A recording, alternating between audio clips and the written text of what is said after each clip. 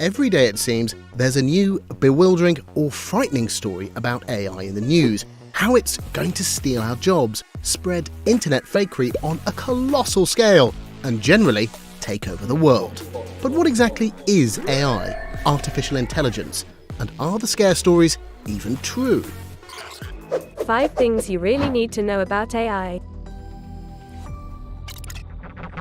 AI is as old as your grandparents. So, the first thing to know is that AI has been around a lot longer than you might think. Its roots lie in an idea known as an artificial neural network from the 1940s. A neural network is a bit like a team of interconnected workers that learn to solve problems. Each time they come up with a possible solution, it's marked. If there's room for improvement, they adjust and change their connections. Over time, the network becomes more efficient. And technology powered by neural networks is all around us, right now. It suggests movies and music we might like. It recognises faces and objects when taking photos on smartphones, enabling features like facial recognition. It's heavily used by social media platforms to personalise our feeds. More recently, a form of AI known as generative AI is powering applications that can seemingly create new data.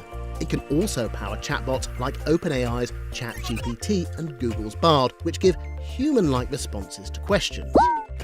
These are getting better at interacting with us and seemingly more human-like. This can seem scary, but it's worth knowing. Point 2. AI can't feel or think. If you ask ChatGPT a question like this one, why should we be concerned about AI? It does a pretty good job of providing a response that appears logical. And with that convincing human-like response, it's easy for us to believe it understands what it's saying, that it has feelings and motivations.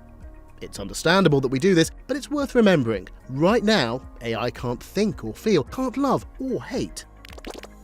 ChatGPT and its counterparts are sophisticated sentence completion apps that analyse our patterns of communication and provide responses similar to the way humans would typically reply. A bit like a talking parrot. Which leads us to point number 3. AI makes stuff up. Chatbots can have an awkward relationship with the truth, technically known as AI hallucinations. You could also describe it as making stuff up. The core of the technology is a model that uses probability to predict the next word, sentence, or paragraph. It can generate seemingly plausible replies, but lacks the ability to assess truthfulness or the accuracy of its responses. So, anyone thinking of using chatbots to write content needs to be careful they're not incorporating credible-sounding BS that can be easily spotted by someone who's actually done the research. AI can sound racist and sexist. The idea of a racist machine might seem far-fetched, but if AI is trained on data that's racist, biased, or hateful, then its output will be too. As we all know, racism, bias, and hateful content can be found in abundance online.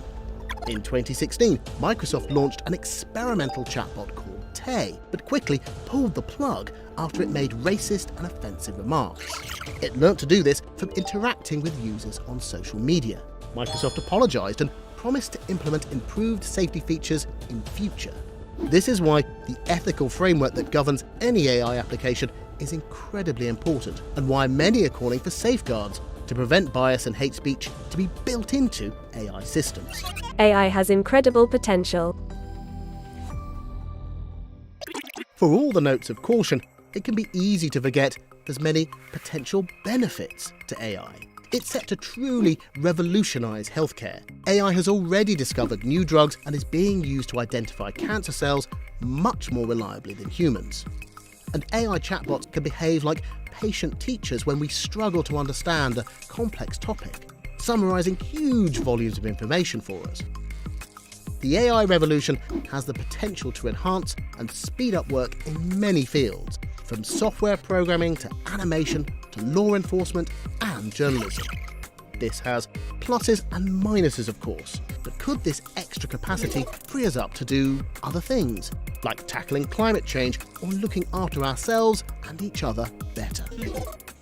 As AI advances, governments and regulators will of course need to make sure it's being used ethically and legally. No easy feat. But will AI take over the world?